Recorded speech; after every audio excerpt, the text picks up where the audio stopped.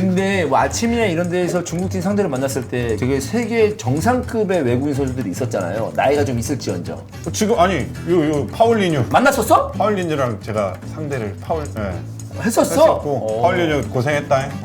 괜히 또 뭐 그때 잘 나갈 때 강정 혼다 와가지고 왜 나를 또 힘들게 만들었어. 얘는 다르다. 다른 종족이었어. 얘랑 하미레지. 하밀지. 하미라주도 해봤어. 장수. 네. 나 좀 좋은 선수였네. 진짜. 아니,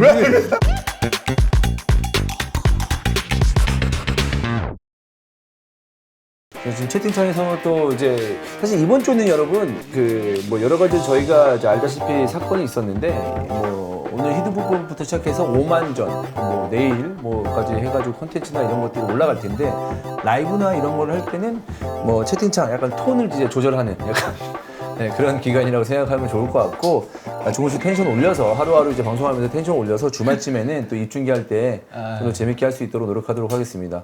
근데 찬우 형한테도 좀 어제 뭐 개인 SNS에서도 글을 올리셨던데 굉장히 좀 미안한 마음을 개인적으로 회사 입장에서 또 이제 제 개인적으로도 미안하다는 말씀 좀 드리고 그 저는 몰랐어요 형님이 이탈리아를 안 가봤다 거를. 네. 몇 얘기했어. 진짜 몰랐어.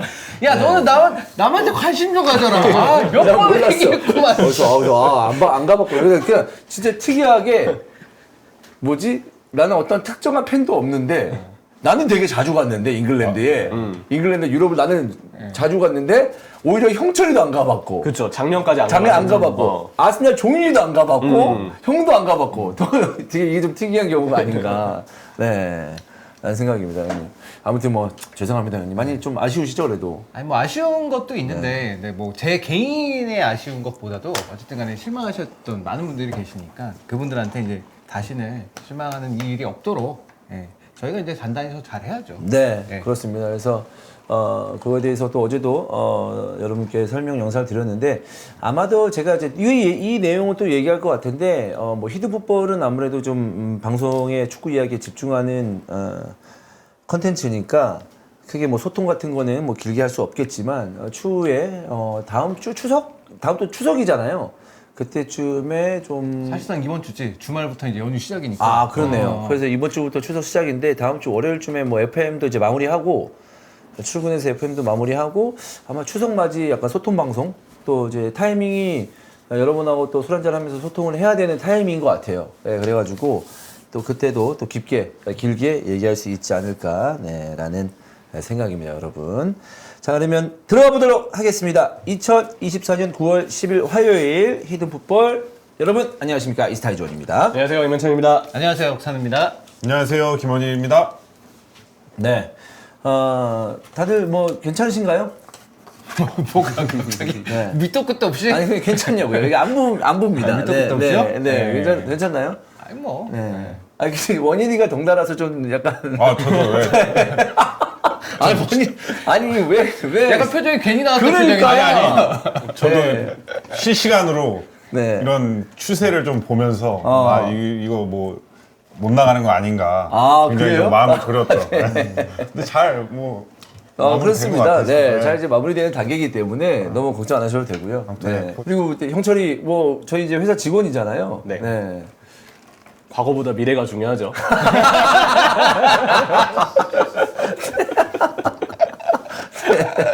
야, 알겠습니다. 직원 중에 어린 편에 속하는데. 네. 네. 대표를 제가- 보면서.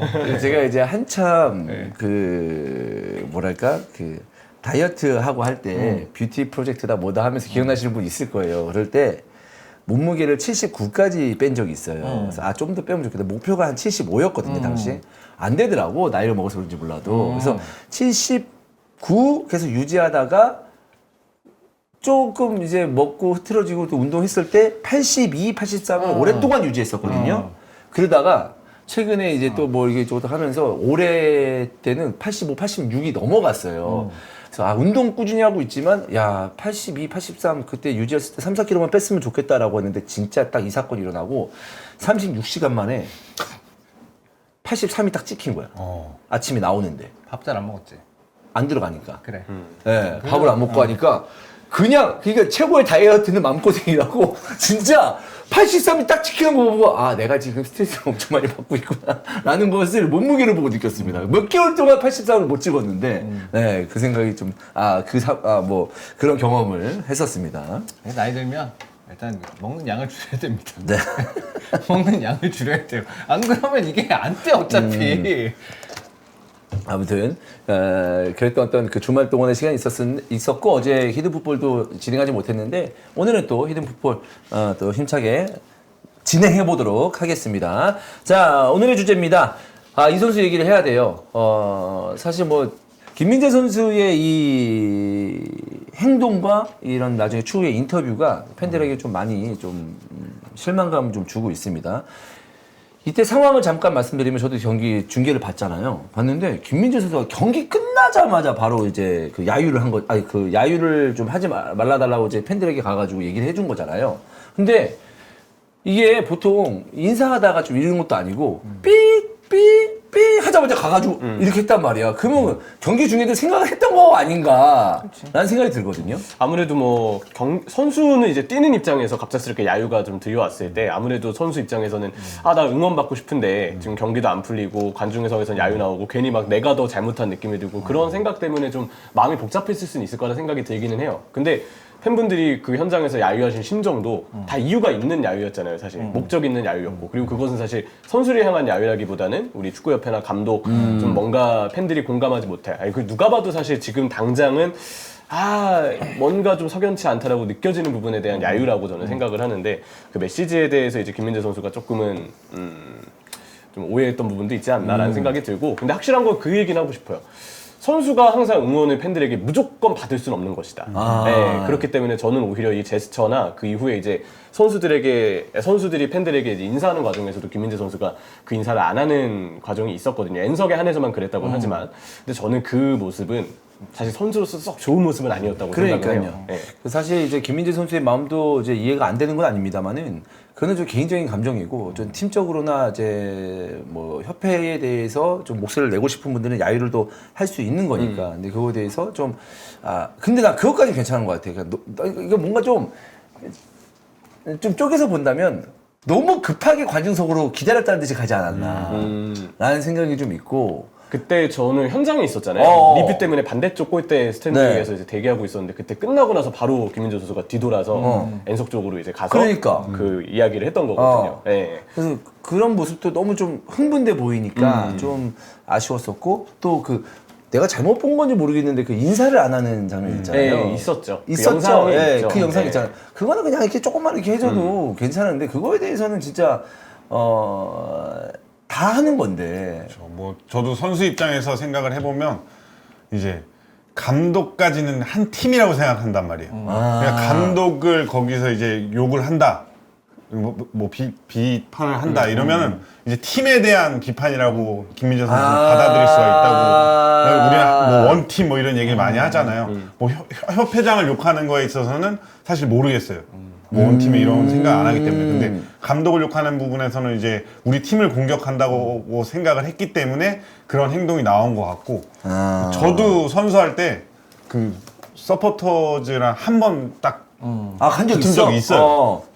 어떤 상황이었냐면 동해안 더비를 하는데 그때 당시 뭐 울산에 막 좀 멤버들이 좋았단 말이에요. 근데 0대 0으로 비기고 나왔는데 그 서포터즈석에서 골키퍼 김진영 선수한테 막 욕을 하시면서 0대 0 인데 0대 왜 0으로 이렇게? 비겼는데 뭐 웃음이 나오냐 막 이런 식으로 막 더비에서 이제 비겼는데 웃음이 나오냐 하는 식으로 막 쌍욕을 막 하는 거예요. 그래서 저도 그때 딱 듣고서 이제 못 참겠더라고.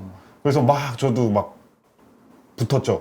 그리고 또 옆에서 광석영이 흥분해가지고 근데 잘 이 소통이 안 되나 봐. 그래서 광석영은 그분이 나한테 욕을 하는 줄 알았대. 그래서 광석영도 또 막 그렇게 한 거예요. 그래서 막 이렇게 붙었는데 이제 그때는 사실 몰랐어요. 근데 은퇴를 해 보니까 이제 저도 뭐 K리그 이제 티켓을 값을 지불하고 이제 와 보니까 그런 행동들이 좀 잘못됐다고 이제 느껴지게 되더라고요. 그래서 근데 종종 근데 선수들이 경기 끝나고 나서 관중들하고 좀 충돌이 일어나는 경우가 최근에는 또 많이 없는 것 같은데 이전에는 더 많지 않았었나요? 외국은 있긴 있지. 네, 최근에도 있나? 외국에는 있긴 아, 있지. 눈에서는 올라갔었지. 아, 그죠. 네. 코파 아메리카 때. 네. 근데 그게 뭐 가족분들에 대한 어떤 뭐 그렇다고 하니까. 위협을 안겼다고 그 팬들이. 그래서 그 행동에 대해서는 오히려 좀 심정적으로 이해가 되는 부분이 좀 있었고.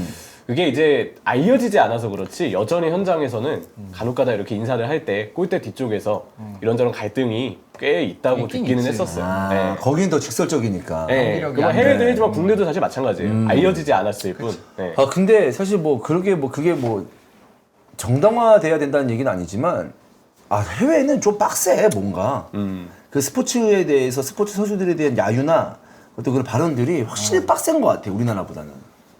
그렇지. 네.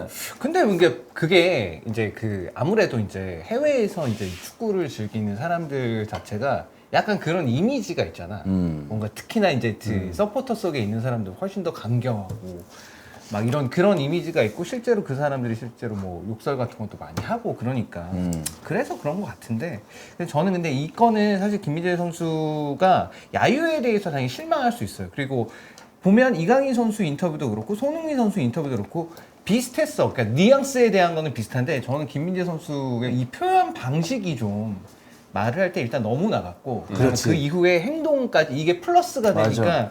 가장 좀 안 좋은 방식으로 나오지 않았나라는 생각이 들어서 조금 아쉬웠고 뭐 나중에 어쨌든 그 행동에 대해서 잘못했다고 얘기를 네. 했으니까 이거는 어쨌든 간에 다행인데 조금 이제 김민재 선수가 그게 필요한 것 같아. 약간 톤다운이 필요한 것 같아. 이 선수가. 그 톤다운이 필요한 게 단지, 그러니까 이번 건뿐만이 아니라 수비할 때도 좀 톤다운이 필요하지 않나. 그런 생각이 좀 들어요. 네.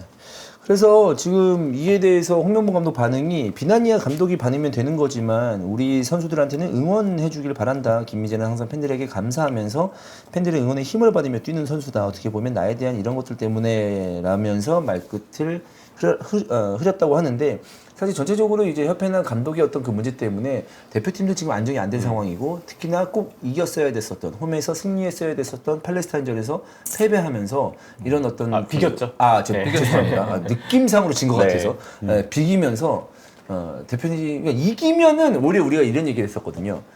이기면은 이거 여론은 또 잠잠해지고 바뀔 수도 있다라고 했는데 이게 이렇게 못 이기면 문제가 더 커지는 거예요. 심지어 내용이 안 좋았으니 비긴 것도 진 것 같다는 느낌이 드는 것도 좀 이해가 많이 되죠. 그렇습니다. 그렇기 때문에 안정을 찾기 위해서는 오늘 경기에서 승리가 꼭 필요한데 분위기를 좀 바꿔야 되는데 우리의 어떤 주축 수비수가 약간 좀 이렇게 논란의 중심에 있으니까 안타깝기도 합니다.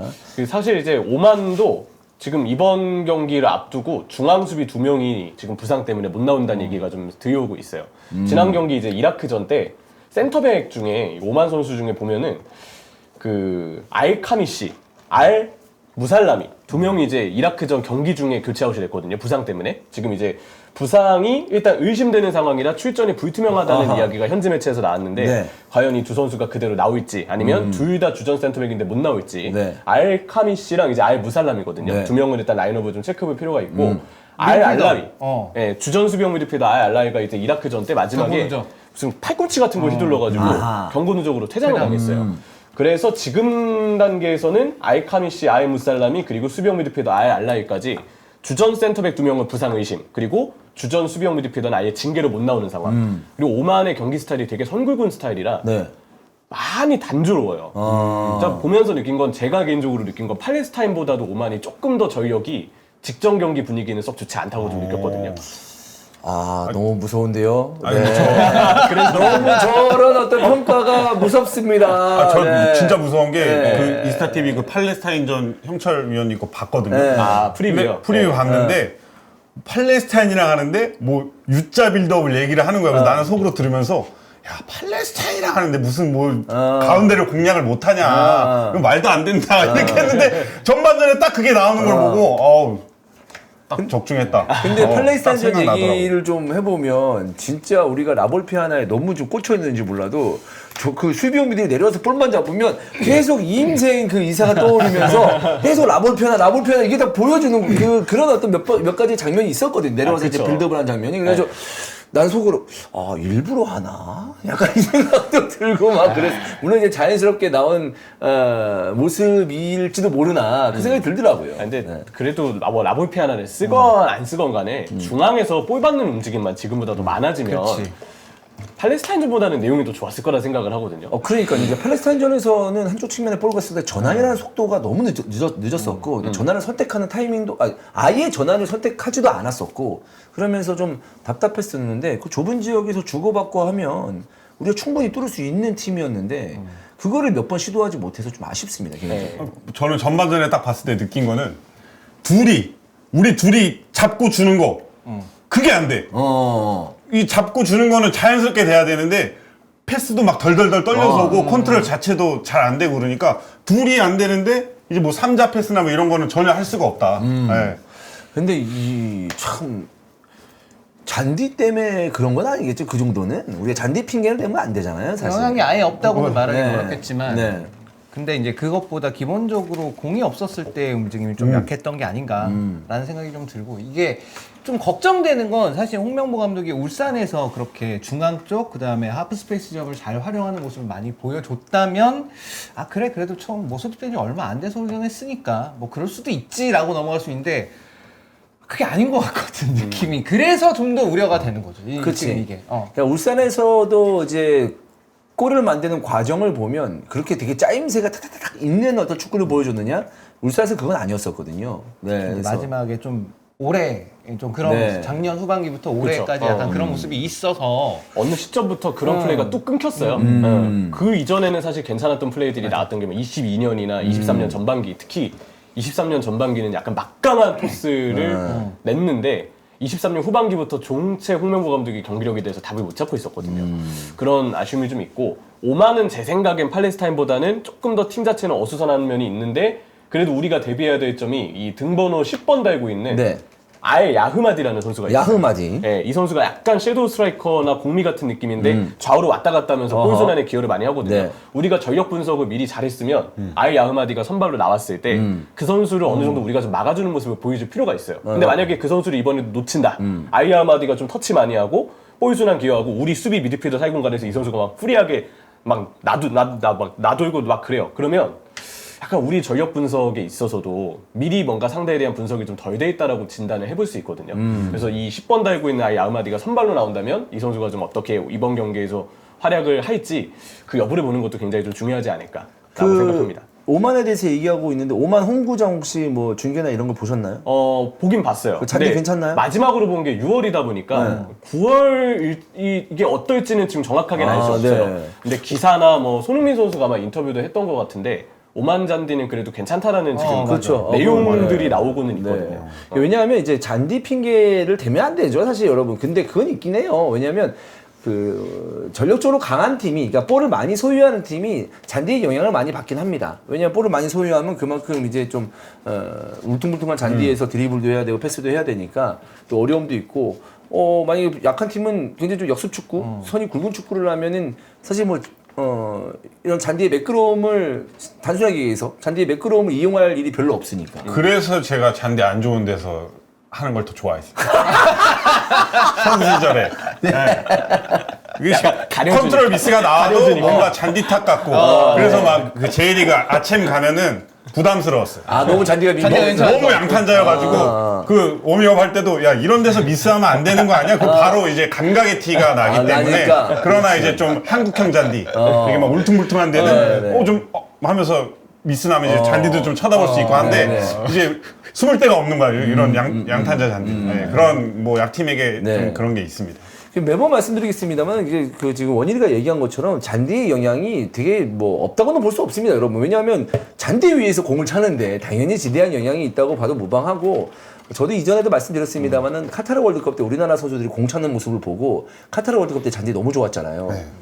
저런 잔디에서 차면 우리나라 선수들 잘하는구나 라는 걸 느낄 정도였으니까 잔디만 좀 좋았으면 사실 이 경기에서 잘했다는 건 아니에요. 그래도 이날 경기에서 좀 더 매끄러운 경기력이 나오지 않았을까라는 생각은 해봅니다. 아니 뭐 굳이 따지면 사실 팔레스타인전 아쉬운 찬스가 없었던 게 아니니까. 오늘 봐야죠. 경기력적으로 잔디도 아마 우리나라 서울에서 했던 것보다는 그래도 더 좋을 거고 그리고 팔레스타인보다는 조금 더 제가 볼 때 간격을 오만이 더 줄 수 있다고 생각을 하거든요. 그런데도 우리가 이 선수단을 가지고 지배를 못하면 진짜 그러면 우리 문제가 되게 심각하구나라고 오늘 경기를 통해서 진단할 수 있을 것 같아요. 그 어느 경기보다 선제골이 좀 중요할 것 같아요. 결국 이제 이라크랑 오만 경기도 이라크가 먼저 선제골을 넣을 때까지 이라크가 좀 더 주도하는 양상의 경기를 펼쳐 그거를 골을 넣고 결국에 이제 그거를 승리로 끝까지 지켜냈으니까 이 경기도 오만 원정이 좀 부담스러울 수는 있겠으나 그렇다 하더라도 선제골만 만들어내면 선수들 전체가 우리가 할 수 있는 거를 충분히 자신감이 올라와서 경기를 잘 이끌어갈 수 있을 것 같아요. 우리가 오만이랑 하는데 선제골 넣었다고 이라크처럼 그렇게 계속 오만한테 주도권 내주고 이럴 것 같진 않거든, 솔직히. 그래서 그것만 잘 됐으면 좋겠어요. 되게 중요한 게 이제 선제골이 맞는 것 같아요. 항상 이런 그 중동 원정 가가지고 선제골 늦게 나오면 말려가지고 네 요상하게 또 이제 경기 결과가 나오는 경우가 있거든요. 네. 경기 중에 막 기도 흘러나오고 막 뭐 선제골 넣으면 막 저 가서 막 그 입 맞추고 막 난리 납니다. 그러니까요. 분위기. 예. 그래서 우리가 만약에 좀 일찌감치 선제골을 넣으면 상대는 더 급해질 거고 그 공간을 우리가 이용하면 되는데 최종예 3차에서는 B조에 속해 있는데 여기서 1, 2등만 하면 본선에 진출할 수가 있습니다. 그렇죠. 이거 어려운 미션 아니잖아요. 그럼요. 6개 팀 중에 2위 안에 드는 거잖아요. 그러니까요. 우리한테는 그래도 2위 해도 아쉽다는 평가를 사실 받을 만한 네. 게 원래 3차 예선인데. 이라크, 쿠웨이트, 요르단, 팔레스타인, 오만 이거 뭐 다 중동 국가들이 있어가지고 좀 무섭긴 한데요. 근데 이건 올라가야죠. 어떻게 6개 팀이면 10경기 하는 거잖아요. 네. 홈앤어웨이로 10경기 하는데 홈에서만 다 이겨도 5승이거든? 5승하면 웬만하면 가 이거 2등 안에 들어가 네. 5승하면. 근데 벌써 첫 경기 빠그러졌는데. 그게 그렇다고. 근데 원정 한번 이겨야지. 네, 그래서 원정 한번 원정 한번 이겨야 돼. 이겨야지. 네, 그렇습니다. 그럼 원정 한번 이기고 홈에서 다 이기는 그림을 우리는 기대해 보도록 하겠습니다. 오늘 11시에 경기가 펼쳐지는데 여러 스케줄이 겹치는 바람에 이 오만전의 입중계는 저 혼자 하도록 하겠습니다. 그래서 저 혼자 오만전 입중계 하게 되겠고요. 11시에 찾아뵙도록 하겠습니다. 김민재 선수의 활약, 또 홍명보 감독의 전술적인 움직임, 그리고 그 오만의 10번이 아흐마디 야흐마디입니다. 야흐마디. 알 야흐마디. 알 야흐마디. 네, 자밀 알 야흐마디. 예, 알 야흐마디의 활약 10번 선수 주목해 주시고 지금 오만은 중앙 수비수 포지션과 수비형 미드 포지션에서 문제가 있다. 이런 말씀을 드립니다. 자, 핫피플 시간입니다. 테어 슈테겐 얘기가 있는데요. 노이어가 대표팀 은퇴를 하면서 테어 슈테겐이 드디어 대표팀의 주전 골키퍼가 됐다. 이런 이야기가 있습니다. 테어 슈테겐이 노이어가 이제 부상이나 공백기가 있었을 때 뛰면서 41경기를 소화했는데 92년생의 나이로 주전이 됐고 앞으로 이제 메이저 대회에서 노이어가 아닌 테오 슈테겐이 이제 주전이 된다는 이야기가 되겠습니다. 결국 이제 테오 슈테겐뿐만 아니라 다른 독일 그 국가대표급 골키퍼들에게 기회가 열린 게 아닌가라는 생각이에요. 노이어가 있었으면 노이어가 무조건 뛰어야 되니까. 뭐 당장 이제 지금 노이어가 바이에른 뮌헨에서 워낙 자리를 오래 꿰차고 있어서 뉴벨 선수가 계속 임대를 좀 다니고 있잖아요. 뭐 슈투트가르트로 지금도 이제 임대를 또 가 있는데 독일 대표팀에서 리벨 선수가 이제 발탁은 좀 되고 있거든요. 예, 근데 어쨌든 테오 슈테겐이 또 선발을 계속 차지하고 리벨에게는 과연 바이에른 뮌헨에서 언제 기회가 좀 올지 이런 점도 좀 궁금하기는 합니다. 근데 역사적으로 독일 축구를 봤을 때 약간 독일 축구의 골키퍼들이 굉장히 카리스마가 넘치고 그리고 굉장히 전 세계적으로 유명한 그런 골키퍼들이 많았잖아요. 전통적으로 강국이니까. 그렇죠. 그랬는데 그럼 테오 슈테겐의 어떤 그 레벨은 어느 정도인가?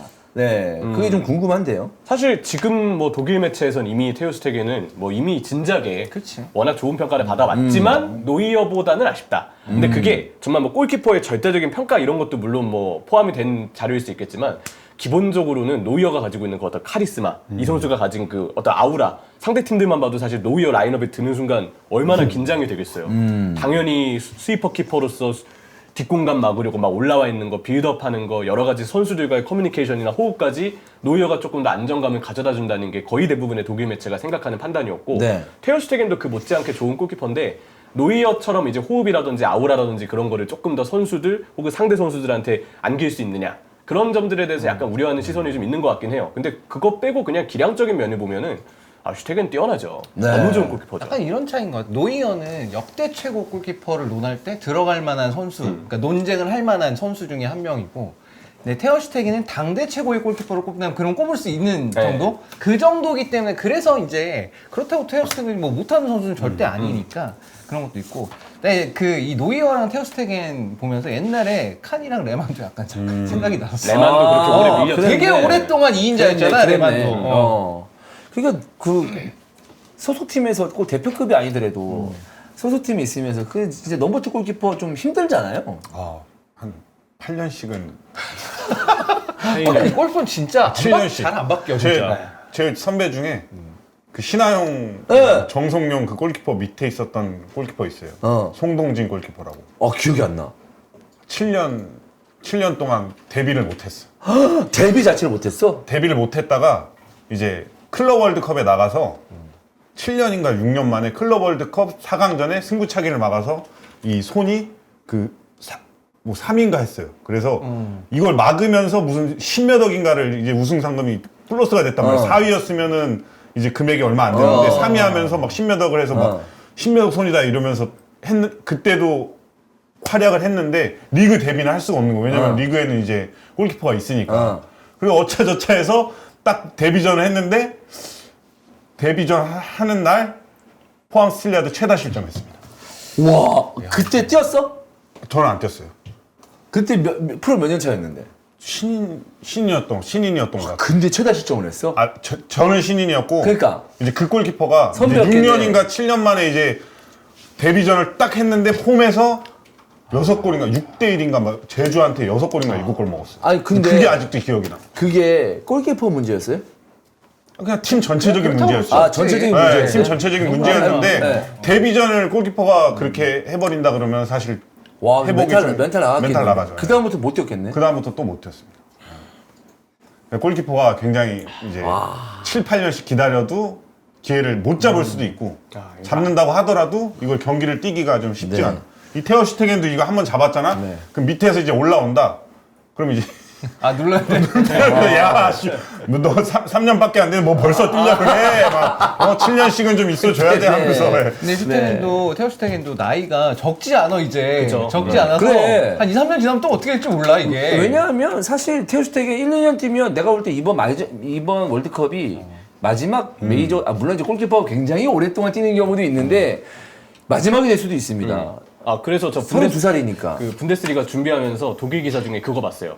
테오 슈테겐의 다음 주자는 누구인가? 나이가 이제 슈테겐이 벌써. 꽤 많으니까. 잡은 지 얼마 되지도 않았는데. 근데 거기 인용된 기사 중에 그게 있었거든요. 레노가 그 베른트 레노 있잖아요. 지금 전 아스날 지금 플럼 골키퍼인 레노가 인터뷰를 했는데 독일의 좀 이제 어린 골키퍼들이 후보 골키퍼에만 머무지 말고 선발 자리를 꿰차기 위해서 더 많이 노력해야 된다. 그 레노는 그 얘기를 하더라고요.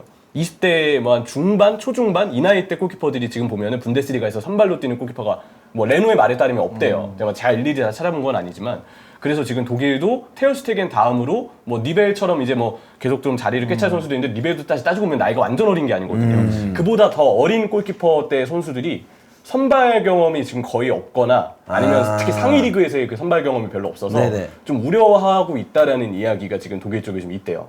그러니까 독일이 골키퍼 강국이긴 합니다만은 이제 안정적으로 계속 주전을 뛸 선수가 필요하긴 하니까. 왜냐면 그러기 위해서는 테오슈테겐 몰라요. 이 테오슈테겐이 뭐 30대 후반까지 뛰면 전혀 문제가 없겠지만 그렇게 안 됐을 경우에는 지금 20대 초반의 친구들이 뭔가 좀 튀는 선수들이 있어야 되는데 네. 그러면서 또 다시 한번 향후 10년을 맡겨야 되는데 그게 지금 잘 안 보인다 이 얘기 아닙니까? 네, 맞습니다. 네. 네. 왜냐하면 여러분 테오슈테겐도 맨넨글라드바에서 이제 바르셀로나로 이적을 했을 때 20살, 21살? 이때 20대 초반에 이제 이적해서 지금 쭉 뛰고 있는 선수거든요. 그러니까 독일은 걱정할 게 없었어, 골키퍼에. 노이어 아니면 슈테겐으로 이제 막으면 됐었으니까. 근데 그 이후에 다음 세대 골키퍼가 지금 현재로서는 부각되지 않는다. 네. 근데 전통적으로 독일은 골키퍼 강국이라 또 나올 누가 거야. 나와도 나오겠지. 네. 진짜 독일은 뭐 케프케, 일그너 뭐 해가지고 생각해보면 골키퍼가 약했던 적이 한 번도 없어 여기는. 항상 강해서 항상. 네.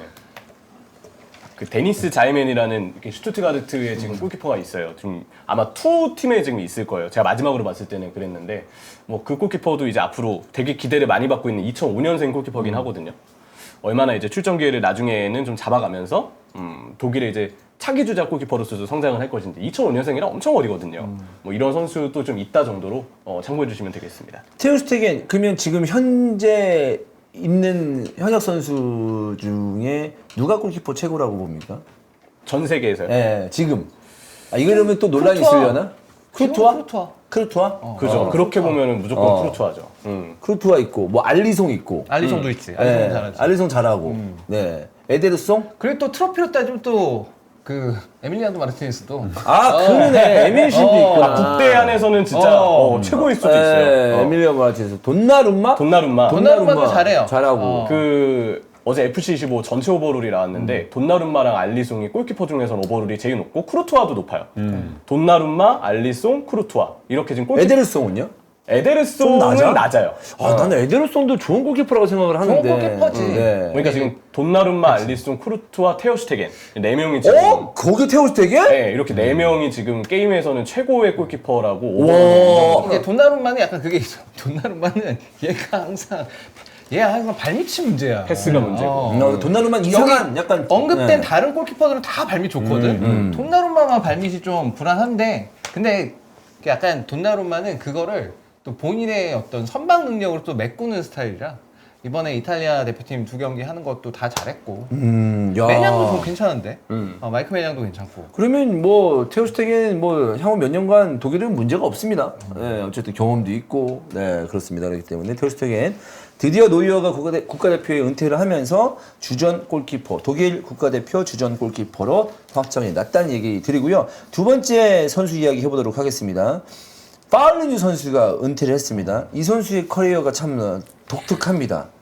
토트넘에서 중국 광저우 흥다로 이적을 했습니다. 당시에 막 중국 돈 많이 쓸 때. 야, 지금 진짜 이 중국 축구가 이렇게 될 줄 몰랐다, 진짜. 당시에 미친 듯이 돈 썼는데. 그죠. 중국 가고 싶었죠, 그때. 뭐 승리수당이 한 해 연봉이라고 아, 진짜? 그런 소문을 막 들었어요. 네. 중국에서는 오퍼 없었어요? 없었습니다. 아, 진짜? 네. 그때는 이제 탑 선수들. 아, 근데 중국 쪽에서 우리나라 당시에 막 그 돈 많이 쓸 때 수비수 많이 데리고 갔었는데. 많이 갔었어요. 네. 뭐 한 3경기 뛰었는데 뭐 한 해 연봉을 벌어 왔다 뭐 이런 얘기도 있었고. 네. 그랬습니다. 그랬는데 전혀 오퍼가 없었고. 전혀 가고 오퍼 싶- 가고 없었고 이제 싶었지. 상대로만 만났다. 상대로 만났다. 근데 뭐 아침이나 이런 데에서 중국팀 상대를 만났을 때 거기에서 뛰었을 때 되게 세계 정상급의 외국인 선수들이 있었잖아요. 나이가 좀 있을지언정. 지금 아니 요 파울리뉴 만났었어? 제가 상대를 했었어? 했었고 파울리뉴 고생했다. 괜히 또 뭐 그때 잘 나갈 때 강조 험다 와가지고 왜 나를 또 힘들게 만들었어. 왜 온 거야? 너무 잘했죠. 어땠어? 상대할 때 어땠어요?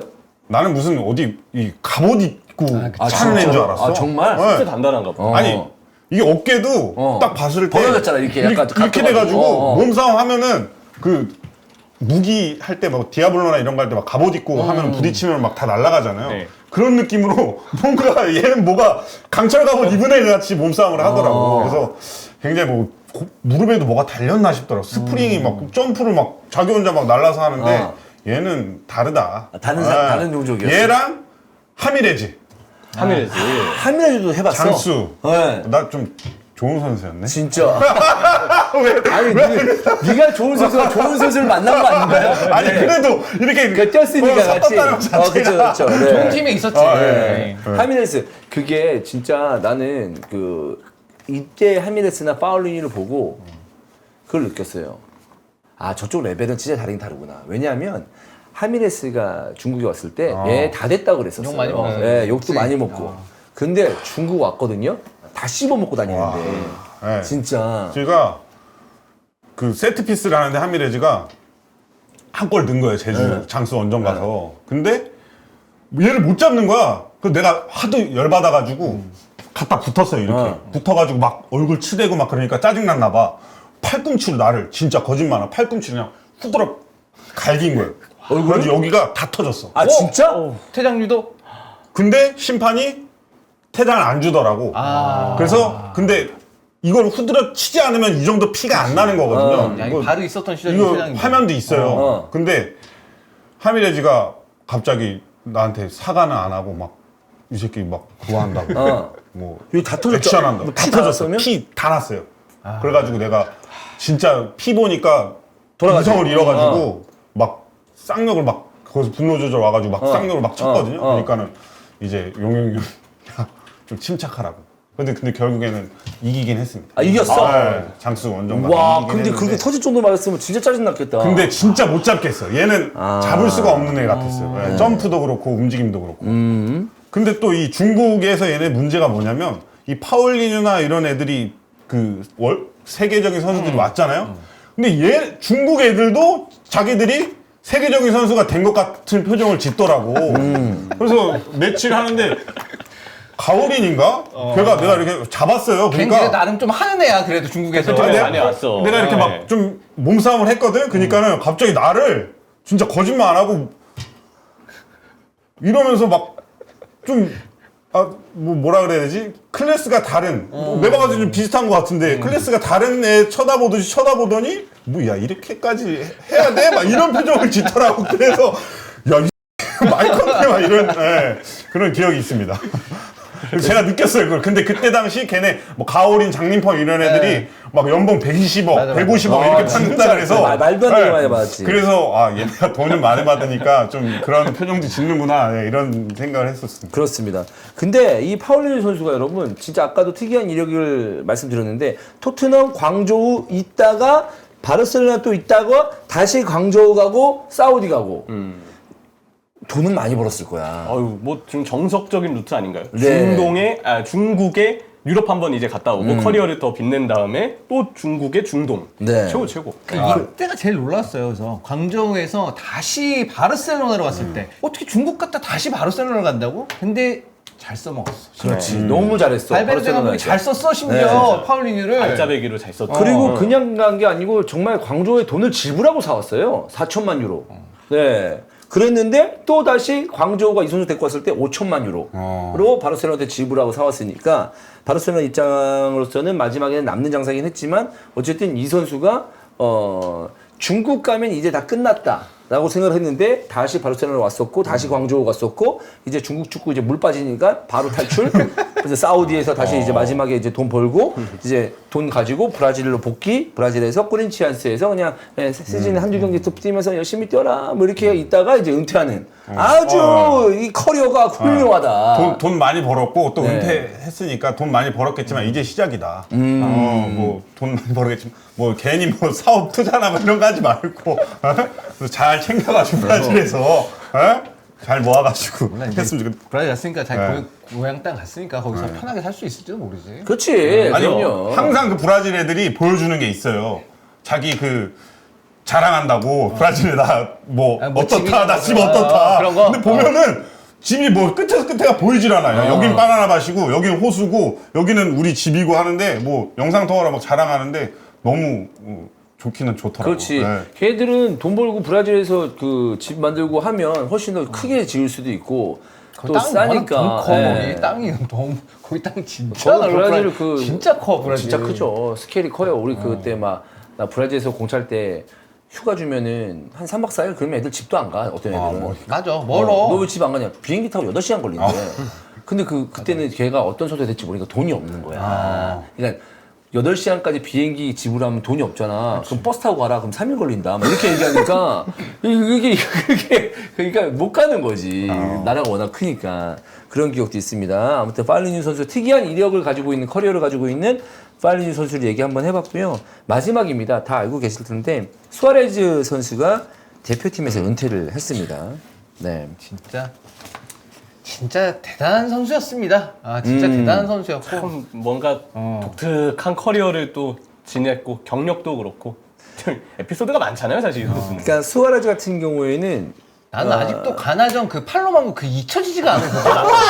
아직도 그 키엘리니를 월드컵에서 깨물었던 그 순간을 잊을 수가 없어요. 두 개가 진짜 와 이거는 제가 이게 상식적으로 어떻게 해서 판단할 수 없는 선수야 진짜. 수아레즈 선수에 대해서 모르긴 몰라도 그러니까 많은 분들이 축구에 관심 없는 분들 또 축구에 관심 없는 여성 팬들 수아레즈 알기 힘들잖아요. 네. 수아레즈 이름을 모를 겁니다. 근데 수아레즈 얼굴 보여주고 유니폼 입으면 얼굴 보여주면 봤는데? 오빠 쟤 뭐 어떻게 누구 깨물지 않았어? 그러니까 그럴 정도로 그 누구 깨무는 장면과 손으로 막는 그런 장면은 당시에 스포츠 뉴스나 어떤 뉴스나 이런 데서 무슨 왜냐면 아무리 스포츠에 관심 없어도 그 뭐 퍼니 진짜 웃긴 짤 이런 거 보잖아요. 한 번쯤 클릭해보고 그 장면을 다 한 번씩 봤을 겁니다. 전 세계의 모든 사람들이. 웃긴 게 이게 우리나라 상대로 골 넣은 선수인데 정작 그 얘기는 지금 언급도 안 하고 있어요. 와, 그 궤적 그거 와, 잘 찬 거잖아요. 예술로 진짜. 들어갔는데 그거 진짜. 네. 근데 사실 그것보다도 지금 이빨로 치아로 문 사건이랑 그 아까 말씀하셨던 저기 그 가나전 신의 손 같은데 얘기는 했지만 그것도 이 그렇게 남아공 때. 페널티킥을 넣었어 가나가. 네. 넣었으면 이게 회자도 안 돼. 안 돼, 안 근데 돼. 그걸 못 넣으니까 이게 여태까지 회자가 되는 거지. 그게. 한국 잡고 올라가서 가나전에 예, 그거 마지막에 실점하는 들어가는 거를 걸, 손으로 막아버려가지고 태장과 퇴장 함께 당하고. 페널티킥 주고 근데 앞에 그 태장 이후에 페널티킥을 가나가 놓치고 예, 그런 일이 아사모아 있었어요. 기한이 차서 그거를 놓치고 거기서 그 터널에서 이렇게 환호하면서 뛰던 그 장면이 네. 너무 생생합니다. 사실 왜냐면 그것도 들어가야 되거든요. 퇴장당한 선수. 네, 아하. 라크로 들어가고 해야 네. 되잖아요. 거기 막 이렇게 나오면. 어슬렁거리면 안 돼요. 예, 안 되는데 그것도 들어가지도 않고 거기서 보고 있다가 나는 수아레즈가 그때 팔로 맞고 예를 들어서 여러분 생각해 보세요. 우리가 딱 누구랑 붙었어. 그때 그 8강전이었나 4강전이었나 진짜 많이 이겨서 그 토너먼트야. 우리가 꾸역꾸역 올라갔어. 와 미쳤다. 원정 8강, 최초 8강 이랬는데 수아레즈 우루과를 만났어. 근데 수아레즈가 팔로 딱 막았네. 근데 피케가 났어. 오케이 퇴장. 야 저 새끼 저걸 막냐? 자 저거 하나 넣자. 저거 하나 넣자. 근데 못 넣었어. 왜 저걸 못 넣으라고 했는데 갑자기 수아레즈가 와! 하고 좋아했잖아. 그러면은 나는 뚜껑 완전 열릴 것 같거든. 그거 보면 상대팀 입장에서는. 그렇잖아요. 그치. 진짜 열받았어. 가나. 걔는 좋아할 수 있지. 난 그 수아레스가 그 좋아한 거 이해가 안 되는 건 아니야. 아닌데 와 진짜 너무 그거를 사람이 상상만 하지. 야 골 들어가는 걸 내가 쳐서 퇴장당하고 이거 PK는 어쨌든 100%는 한번 기회가 아니니까 있으니까. 100%는 아니니까 이거 가능성 있어. 그거를 실행을 한다는 건 좀 완전 다른 차원의 문제니까 이게. 그리고 나서 뭐 이제 깨물고 네. 케일린이 깨물고 브라질 월드컵 때. 브라질 월드컵 때 네. 깨물고 했었는데 퇴장당했어야 되는데. 네. 그거 있었어요. 아마 그때가 수아레즈가 아디다스 모델이었을 거야. 근데 아디다스 모델이었는데 그때 아디다스의 어떤 그 컨셉이 약간 좀 그 뭐랄까 아마존의 약간 축구화 자체도 약간 그랬고 아마존 그 느낌이 나는 어떤 컨셉을 했는데 수아레즈가 포효하는 표정이 있어요. 이빨 지대로 보이거든요.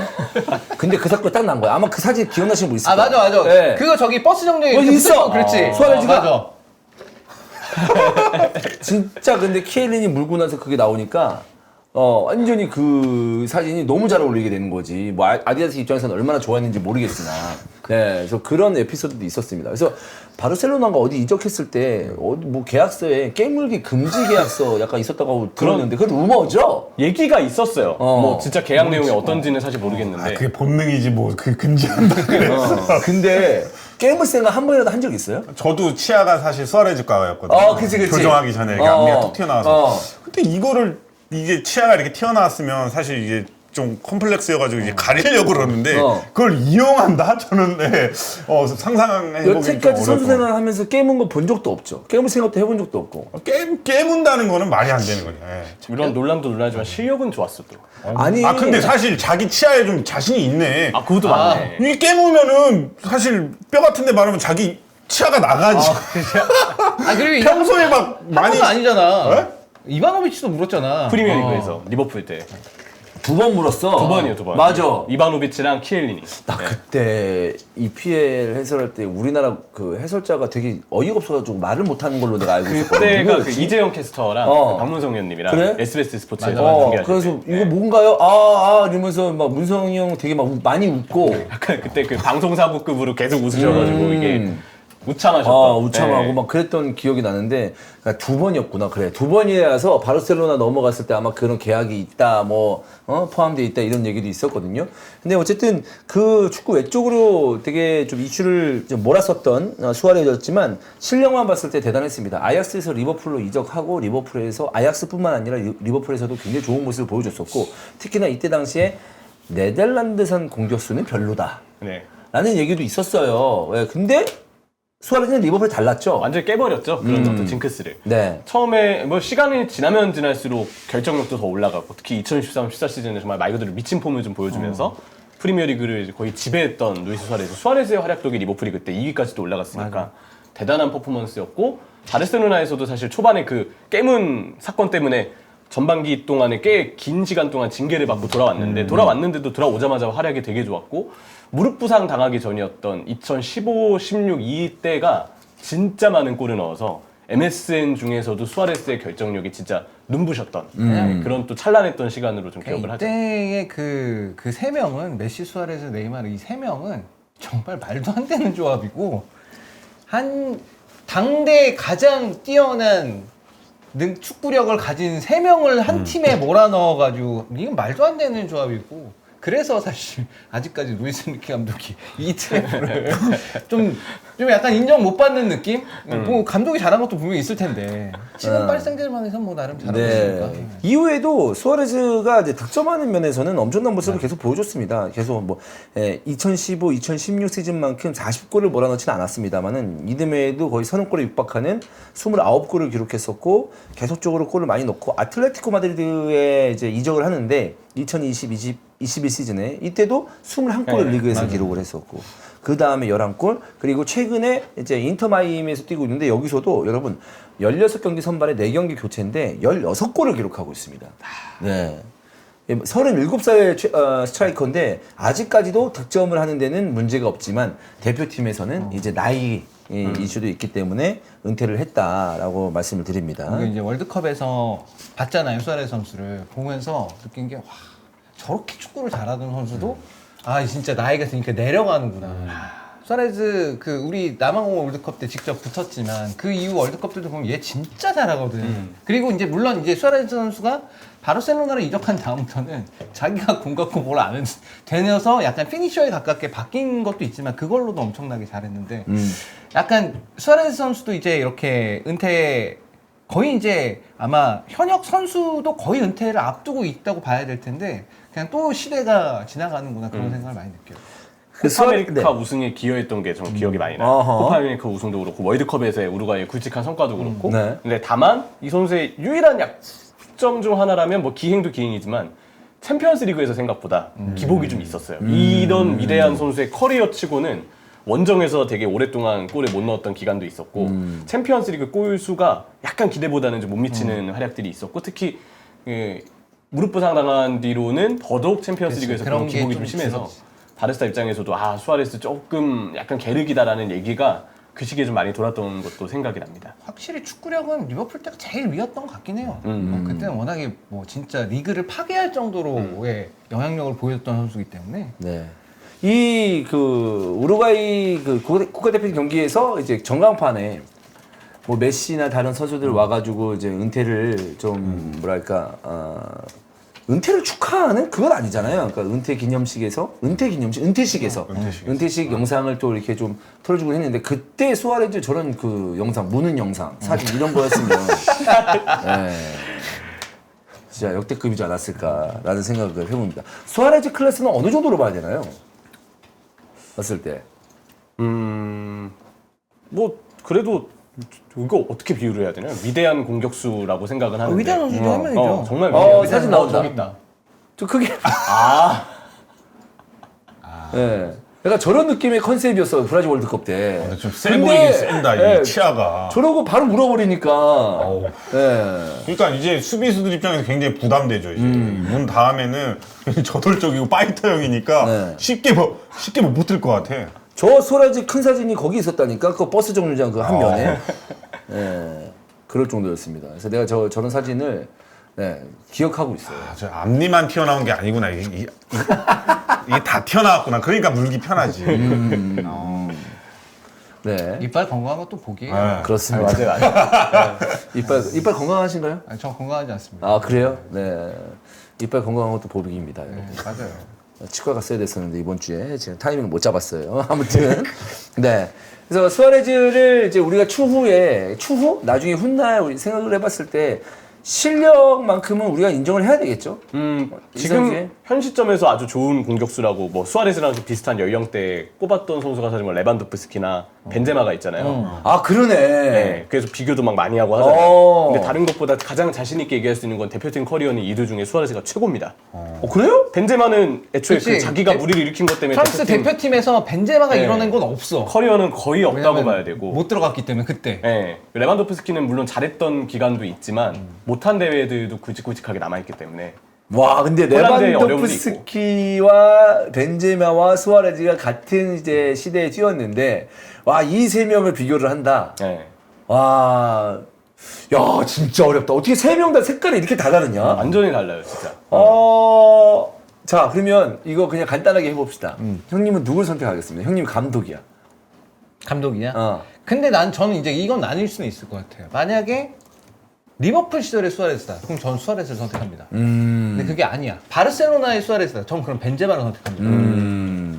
조금 더 다양하게 쓰일 수 있는 선수를 선호하는 편이기 때문에. 오케이. 원일이는 저는 수아레즈는 컨트롤. 레반도프스키 안전방으로. 안전빵으로. 수아레즈를 컨트롤할 수 있는 자신감은 없어. 네. 수아레즈한테 이제 나보다 위다 인정하고 이제 들어가면 수아레즈 쓰겠지만 전 레반 하겠습니다.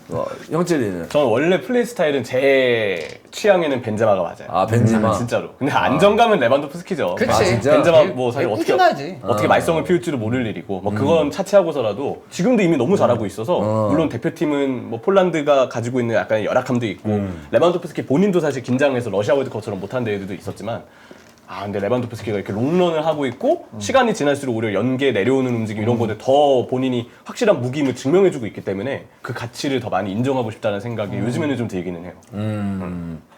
저는 벤제마. 네, 저는 벤제마를 좀 더 인정하는 느낌이긴 한데 투표로 봤을 때는 벤제마가 꼴찌네요. 레비가 제일 높네. 레반도프스키의 어떤 실력이나 안정감을 모든 사람들이 좀 많은 지금 시청하고 계신 분들이 좀 선택을 많이 해주고 있습니다. 지금도 레반도프스키는 어쨌든 바르셀로나에서 뛰고 있으니까 이것도 굉장히 좀 증명받는 그런 것이기도 하고. 자, 히든 토론 시간입니다. 오늘의 주제 컵 대회 2개 꼭 필요할까? 라는 겁니다. 리그는 리그대로 다 이제 일정을 소화하고 있는데 이제 각 팀마다 리그컵, 그러니까 EPL 같은 경우는 리그컵 그리고 FA컵이 같이 진행되고 있는데 이 리그컵을 꼭 필요하냐? FA컵은 뭐 다 권위가 있다 뭐 이렇게 얘기는 하지만 리그컵은 좀 작은 대회라고 우리가 인식을 하잖아요. 또 그 와중에 다른 팀들은 무슨 컨퍼런스 리그, 뭐 유로파 리그다, 컨퍼런스 리그다, 뭐 챔피언스 리그다 이런 것도 좀 치러야 되니까. 그래서 그런 면에서 경기 수도 많고 컵 대회가 하나 있는데 또 하나를 또 추가하는 거는 좀 아니지 않나? 너무 빡세지 않나? 뭐 이런 그 얘기를 하고 있고 또 수많은 지도자들이 야 이거 너무 힘들다. 일정 너무 빡세다. 뭐 이런 얘기도 좀 나오고 있거든요. 한번 살펴보겠습니다. PL 같은 경우에는 리그, FA컵, 카라바오컵 같이 하고 있고요. K리그는 리그컵이 없습니다. 리그와 FA컵만 하고 있고 독일은 리그하고 포칼, 스페인은 리그 코파델리, 프랑스는 리그, 그다음에 쿠프 드 프랑스, 이탈리아는 리그 코파 이탈리아, 포르투갈은 리그 타사드 포르투갈, 그다음에 타사 다리가, 일본은 리그와 1항배 제2리그컵이 있습니다. 네. 이 컵 대회는 어떻게 생각을 하세요? 저는 원래 카라바오컵이나 리그컵이 일정이 너무 빡세니까 이게 FA컵이랑 뭐 챔피언스리그, 유로파, 뭐 컨퍼런스까지 병행하는 팀들은 참 힘들다. 그래서 사실 중요도를 그렇게 잘 못 느끼고 있었거든요. 근데 지난 시즌에 클럽의 마지막 리버풀에서의 트로피가 이제 카라바오컵 트로피였잖아요. 보면서 이게 생각이 좀 약간 바뀌게 되는 부분도 있더라고요. 트로피는 어쨌든 웬만하면 많은 대회 트로피는 어쨌든 한 시즌에 좀 많은 팀에게 주어지는 것도 제 생각보다 훨씬 더 가치 있는 일이었구나. 원래는 그런 리그컵의 중요성에 대해서는 크게 저는 생각을 안 하고 있었는데 결국 카라바오컵이 있었기 때문에 클럽은 그 트로피를 들어올렸고 그 덕분에 리버풀도 마지막 그 레전드 감독을 어떻게 보면 우승이라는 좋은 경력과 함께 인사할 수 있었잖아요. 트로피가 있는 대회의 귀중함을 새삼 다시 느꼈어요. 그래서 조금 옛날보다는 컵 대회에 대해서는 저는 생각이 좀 바뀐 부분이 있기는 해요. 트로피는 많은 것이 좋다. 네. 그래요? 그 중요성을 무조건 무시할 수는 없을 것 같아요. 컨퍼런스 리그도 사실 그렇잖아요. 처음에 컨퍼런스 리그 저도 되게 반대했었거든요. 근데 생기고서 그 우승을 하면서 새롭게 UEFA 대회에서 우승에 대한 타이틀을 얻어가는 팀들도 있고 피오렌티나처럼 연속 준우승의 아픔을 또 겪는 팀들의 스토리도 있고 이것도 좀 내가 함부로 말할 수 없는 가치가 있겠구나라는 생각을 좀 새롭게 많이 얻게 된 것 같아요. 근데 이제 PL 다른 팀은 어때 리그하고 FA컵 같은 이제 포칼 독일 같은 예를 들면 리그하고 포칼 이 정도는 괜찮지 않나라는 거죠 사실. 대부분의 그 리그가 이제 정규 그러니까 리그가 있고 그 다음에 이제 컵 대회는 보통 그 나라의 축구 협회컵, FA컵 형태로 이제 두 가지를 운영하는 게 거의 대부분이고 리그컵 있는 나라가 지금 봐도 몇 개 없잖아요. 프리미어리그 있고 포르투갈. 쭉 없다가 프랑스는 있었다가 없어졌고 그다음에 포르투갈 있고 그다음에 J리그 있고 약간 이 정도니까 이거에 대해서는 많은 나라들이 병행을 그렇게 세 개까지는 대회를 두지 않는 걸로 이제 가고 있다고 봐야 될 것 같고 저는 개인적으로 이런 건 있어요. 요즘에 이제 어쨌든 리그를 제외하고서라도 대표팀도 네이션스 리그라는 경기가 생기고 이번에 또 피파도 클럽 월드컵 되게 크게 한다 그러고 그러면서 선수들이 이제 소화해야 될 경기의 절대적인 숫자 자체가 과거에 비해서 많이 늘어났기 때문에 저는 이제 이런 컵 대회들이 존재하는 건 만약에 피파가 강제 규정으로 야 선수들은 무조건 이제부터 일주일에 2경기 이상 뛰면 안 돼? 뭐 이런 식으로 하면 모를까. 선수들 결국 이제 이런 대회 성과를 내기 위해서는 능력이 뛰어난 선수들을 계속 경기에 해야 되고 이 선수를 그럼 대표팀 경기까지 감안하면 1년에 한 60, 70경기를 뛰어야 돼. 너무 많이 뛰는 거 아닌가 라는 생각이 들어서 좀 반대하는 입장이 저는. 반대하는 입장이다. 근데 선수 입장에서 봤을 때는 이 후보 선수들 이런 선수들은 이런 대회가 많으면 좋은 거잖아요. 그렇죠. 예. 네. 후보 선수들한테는 굉장히 좋기 때문에 이런 대회를 많이 만들면 좋죠. 예. 그래서 저 있을 때는 이제 러시안 캐시컵이 있었고 네. 그게 리그컵이잖아요. 리그컵. 네. 진짜 오랜만에 들어본다. 러시안 캐시컵이 이제 어떻게 보면 이제 리그를 뛰기 전에 등용문 같은 여기서 이제 좀 돼야지 맞아요. 리그를 뛸 수 있는 그런 어, 기회를 받을 그렇구나. 수가 있기 때문에 예. 그래서 뭐 좀 그럴 때는 많이 안 뛰겠어요. 이제 1.5군 이런 선수들을 많이 뛰었기 때문에 오히려 뭐 K리그는 아직 아니지만 다른 나라 같은 경우는 뭐 계속 유지하는 것도 좋을 것 같습니다. 근데 확실히 PL 같은 경우에는 힘들 것 같긴 해. 예, 국가대표 경기에다가 무슨 챔스에다가 뭐에다가 이렇게 하다 보면은 분명 힘든데 그건 있어요, 여러분. 이 리그컵이라는 게 우리가 축구 대회를 뭐 빅6만 하는 건 아니잖아요. 근데 중하위권 팀들이나 이브리그 팀들 이런 팀들한테는 이 컵 경기가 굉장히 소중하잖아요. 그렇지. 그것도 맞아. 예. 그리고 이런 컵 경기를 하다 보면 FA컵이나 리그컵을 하다 보면 자기들 홈에서 빅클럽 맡게 되면 매치데이 수익도 늘어날 수도 있는 거고, 그렇죠. 관심도 더 받을 수 있는 거고.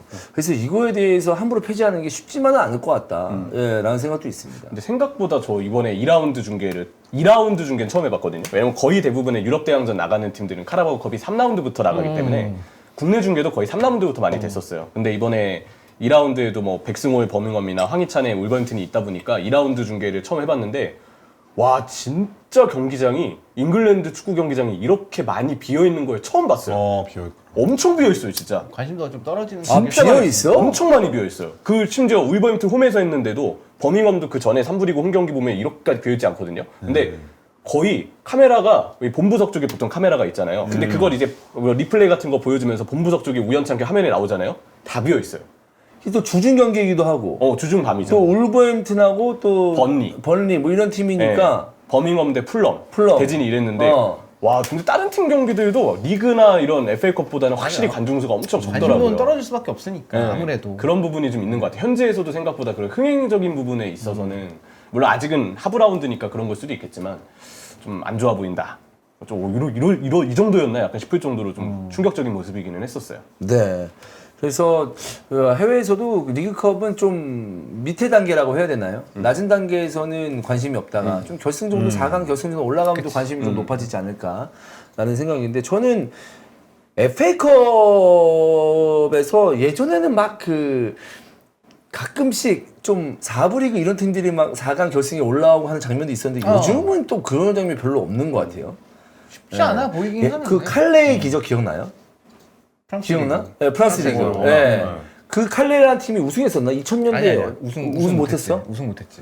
몇 부리그 4강까지 팀이었는데 올라갔나 그랬던 것 같아. 프랑스 몇 부리그 팀이었는데 막 정원사 있고 소방관 있고 그냥 아마추어 팀이었는데 그 결승까지 올라오면서 항상 이런 컵 경기 얘기할 때마다 이제 약팀이 올라올 때 약팀이 4강이나 결승까지 올라왔을 때 칼레의 기적이다. 이런 얘기를 하는데 그래서 그런 어떤 순간들도 굉장히 옛날에는 좋았는데 좀 있었던 것 같은데 요즘에는 별로 좀 없는 것 같아요. 기억나는 게 있나? 아니 우리나라도 FA컵 전북 같은 팀 종종 잡혔어요. 양주가 한번 잡았을 K3, 거야. K4T 뭐 이런 팀들한테 맞아. 종종 잡혔어. 우리나라 FA컵, 우리 이제 코리아컵이지만 이변이 진짜 많이 나와요. 코리아컵. 초반 하부 라운드 때. 맞아. 특히. 그때 힘들어. 근데 그게 있어. 전북이 부천에 많이 잡혔고 또 부천, 맞아요. 잡혔는데 이전에 주목을 많이 받았을 때 2000년대 초반에 제가 있었을 때 코레일 코레일. 미포조선 이런 데도 많이 잡았지. 미포조선 코레일이 FA컵 하면 8강, 4강 뭐 이렇게 올라가가지고 네. 맞아. 코레일하고 미포조선 근데 전력이 꽤 좋았을 거야. 그래서 내가 그 은퇴하고 내가 은퇴라는 거좀 있다. 코레일 나오고 또 코레일이 4강인가 어디 갔어. 16강인가 4강인가 또 올라간 거야. 그래서 미포조선이 아마 결승까지 갔었던 거. 코레일 되게 높은 데까지 올라갔는데 그래서 당시에 그게 있었어. 누군가 다큐를 찍었어. 따라다니면서.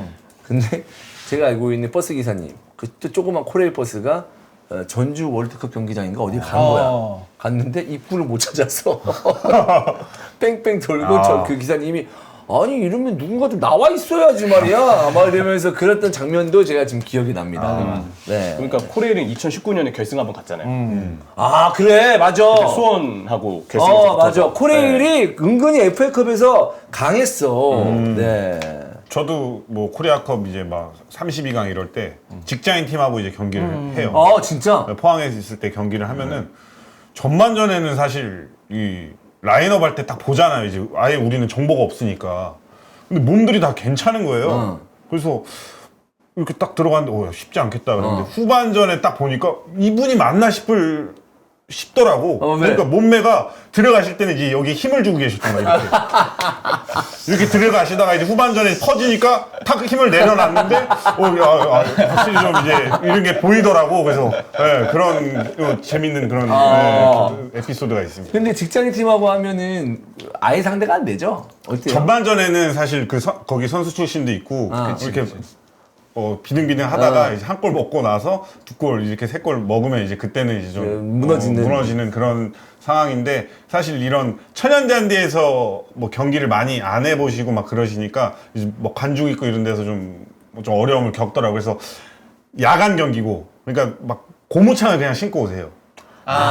축구하는 그러니까 이제 막 미끄러지고 축구가 이래 스타드도 준비가 안 돼 있으니까 이제 뭐 이동작이 안 되는 거지. 뭐 그래서 또 이제 한국 선수는 비슷비슷한데 또 외국인 선수들 만나면 또 직장인에서 안 또 되지. 만나기 쉽지 않잖아요. 안 되지. 뭐 슈바 이런 애들 막 등지고 직장인분들 막 여기서 막 이렇게 하시고 외국인 선수는 막지는 못한다. 그런 차이가 좀 있었던 것 같아요. 그래 직장인으로 이렇게 해가지고 올라가는 거 쉬운 일이 아니야. 네 그렇습니다. 근데 그래도 이 컵 경기에서 소위 말하는 아까 얘기했던 그 칼레의 기적 정도는 좀 보고 싶다. 네. 저는 그래서 FA컵은 되게 좋아해요. 왜냐면 되게 안 나오던 대진들이 많이 나오는 대회라 이 대회는 어쨌든 간에 협회가 주관하는 모든 아마추어를 포함해서 모든 팀들이 다 참가 자격이 기본적으로는 있는 거기 때문에 어느 나라나 이건 되게 흥미로운 대진들이 꽤 나오고 뭐 어떤 사람들은 아예 강팀끼리 안 붙으니까 재미없네 그런데 그거 거기서 의외의 재미가 또 있거든. 진짜 소위 말하는 자이언트 킬링이 가끔씩 나오기도 하고. 근데 이제 리그컵은 대부분의 나라가 그렇겠지만 여기 대부분 다 프로팀만 참가할 수 있을 거거든요. 이거는. 근데 이렇게 되면은 이제 여기서는 사실 어떤 그런 이변이 나올 게 좀 줄어드는 것 같아요. 오히려. 그렇습니다. 이제 또 시즌이 이제 시작하고 여러분들 리그컵이나 FA컵 계속 볼 수 있을 텐데 과연 이번에는 뭐 우리나라 FA컵뿐만 아니라 PL에서 우리나라 FA컵은 이미 지금 올라올 팀이 다 올라왔기 때문에 근데 이제 PL에서 좀 하부리그에 있는 팀들이 좀 어디까지 올라가는지 지켜볼 필요도 있을 것 같습니다. 자, 오늘 저희가 준비한 소식은 여기까지고요. 아무래도 이제 주말간에 리그 경기가 없었기 때문에 오늘 5만전 이제 끝나고 내일 이제 좀 얘기를 좀 길게 하지 않을까라는 생각입니다. 이기겠죠? 이겨야죠. 지금 근데 제가 이 얘기를 똑같이 팔레스타인 연도에 했었거든요. 이겨야죠 이렇게 했나요? 네, 한 3골 차, 4골 차로 이겨야 된다. 라고 얘기를 했는데 못 그랬네요. 그렇습니다. 5만전 여러분 응원 많이 해주시고 11시에 이스타TV에서 입중계합니다. 저희는 내일 5만전 결과로 찾아오도록 하겠습니다. 여러분 고맙습니다. 감사합니다.